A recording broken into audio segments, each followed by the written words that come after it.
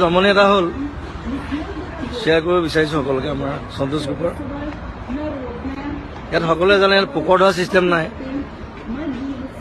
আমি য'ত আছিলোঁ গাঁওখনত আছিলোঁ, আমি নিজনিৰ পৰা 1 ঘণ্টাৰ ৰাস্তা। গাঁৱৰ ভিতৰত মানুহ নাই, একেবাৰে কম। 4টামান কটেজ আছে, আমাৰ গাইডৰ এটা কটেজ আছে তাত ধুনীয়া, তাত আমি থাকিলোঁ। খোৱা বোৱা লৈ যাওঁ ইয়াৰ পৰা, তাতে খাওঁ। আৰু মই কি কৰিলোঁ, পাকঘৰৰ পৰা মানে পোকৰ ধুবৰ কাৰণে গিলাচ এটা লৈ গ'লোঁ। ৰাতিপুৱা গিলাচটো আনি থৈছিলে, মই নাচালোঁ প্লাষ্টিকৰ গিলাচ, বোলো পোকৰ ধুবলৈ কিবা এটা লাগিব তাত। গিলাচটো লৈ গ'লোঁ, পোকৰ ধুইছোঁ। তাৰপিছত দেখিছোঁ কিবা পোকৰ পৰা তেল ওলোৱা নিচিনা লাগিছে।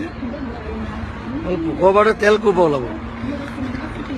পিছত গম পালোঁ সেইটো আমাৰ শ্ৰমিকে মানে অমলেট বনাবৰ কাৰণে বাটাৰ আনি থৈছিলে। গিলাচটোত বাটাৰ আছিলে, মই নাজানো।